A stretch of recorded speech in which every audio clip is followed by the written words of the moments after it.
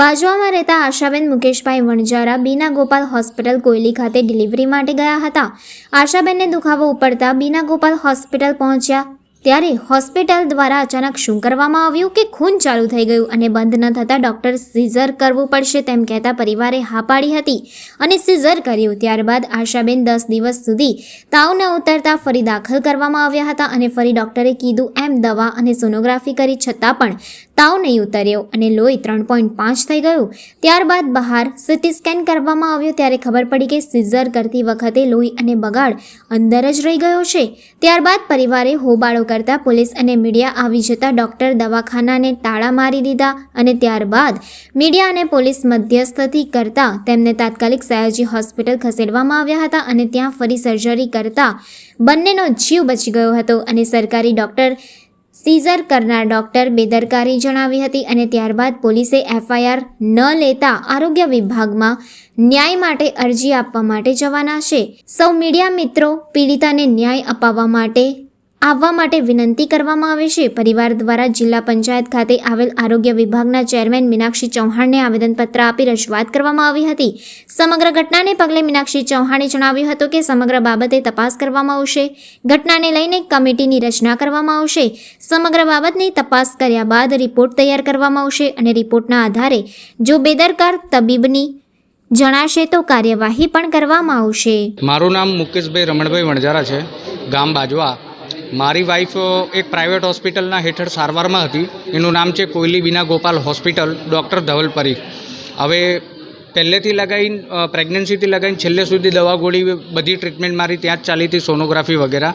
પછી જ્યારે મારા વાઈફનું ઓપરેશન થયું એ દરમિયાન ઓપરેશન થયા બાદ મારી વાઈફને સતત તાવ રહેતો હતો, તાવ ઉતરતો નહોતો.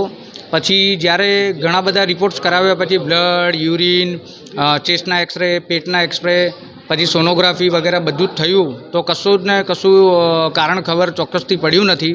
જ્યારે સીટી સ્કેન કરાવવામાં આવે છે ત્યારે મને ખબર પડે છે સીટી સ્કેનની અંદર કે આ મારી વાઈફને જ્યારે ઓપરેશન થયું એ દરમિયાન ડૉક્ટરે હાઇજીનનું ધ્યાન રાખ્યું નથી અને આમને આમ ઓપરેશન કરી નાખ્યું છે, જેની અંદર મારી વાઈફના પેટની અંદર ગર્ભાશયમાંના ભાગોમાં અને આજુબાજુમાં લોહીના ક્લોટ્સ જમા થઈ ગયા છે કે જેના કારણે મારી વાઈફને જો હું તાત્કાલિક ડિસિઝન લઈને હું એસએસજીમાં શિફ્ટ ના કરત તો મારી વાઈફ પોઈઝન થઈને 24 અવર્સની અંદર મરવાના પણ એના ચાન્સ પૂરેપૂરા હતા. તો જેથી કરીને સલામતીને સેફટીને મદ્દેનજર રાખી અને મેં મારા વાઈફને એસએસજીમાં શિફ્ટ કર્યા છે. અત્યારે મારા વાઈફ એસએસજી હોસ્પિટલમાં સારવાર હેઠળ છે. સીટી સ્કેનના રિપોર્ટ આવ્યા પછી ડૉક્ટર પણ એવું કહે છે કે આમાં અમારી કોઈ જવાબદારી રહેતી નથી. ઇટ મીન્સ કે ડૉક્ટરને ખાલી રૂપિયા લેવાની જવાબદારી હોય છે. ઓપરેશન થયા પછી પેશન્ટ કંઈ પણ થઈ જાય એની કોઈ જવાબદારી ડૉક્ટરની રહેતી નથી, ડૉક્ટર એવું કહેવા માગે છે. અત્યારે હું આરોગ્ય વિભાગ કચેરીમાં હું આવ્યો છું.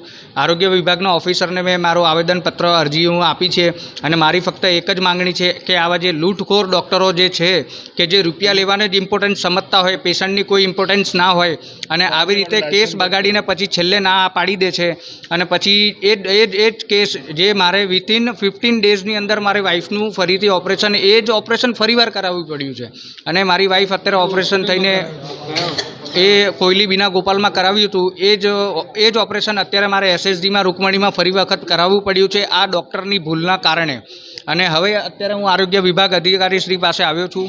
મારી ફક્ત એક જ માંગણી છે કે આવા જે લુચ્ચા ડૉક્ટરો છે જે ફક્ત ને ફક્ત એ પૈસાને ઇમ્પોર્ટન્સ આપે છે કે જે પેશન્ટને કશું જ નથી સમજતા, એમનું લાયસન્સ રદ થવું જોઈએ તથા એમના હોસ્પિટલો સીલ થવા જોઈએ. એ ભલે આજરોજ જે મુકેશભાઈ રમણભાઈ વણજારા છે જે બાજવાના રહેવાસી છે, તેમની પત્ની જે આશાબેન છે એમની ડિલિવરી બાબતે તેઓ ડૉક્ટર ધવલ પરીખ છે જે બીના ગોપાલ હોસ્પિટલ કોયલી ખાતે આવેલું છે ત્યાં સારવાર લેતા હતા અને ત્યાં આગળ એમણે સારવારમાં જે કંઈ તકલીફ પડી છે એ બાબતે મને આવેદનપત્ર આપ્યું છે, ફરિયાદ આપી છે અને એ ફરિયાદના આધારે અમે આગળ તપાસ કરી અને યોગ્ય તે નિર્ણય આગળ જે છે હોસ્પિટલ કે જે પણ કંઈ હશે તો તપાસ કરી અને અમે આગળનું એમાં એક તો તપાસ થાય ડિટેલમાં, એની કમિટી બને અને એમાં જે પણ કોઈ નિષ્ણાંત જરૂરી હોય નિષ્ણાંતોને પણ રાખીએ છીએ અને હવે ક્લિનિકલ એસ્ટાબ્લિશ એક્ટ હેઠળ પણ હોસ્પિટલમાં જો આવવું હોય ને ફરિયાદ આવે તો એ હેઠળ પણ આપણે તપાસને આગળની કાર્યવાહી કરવામાં આવે છે.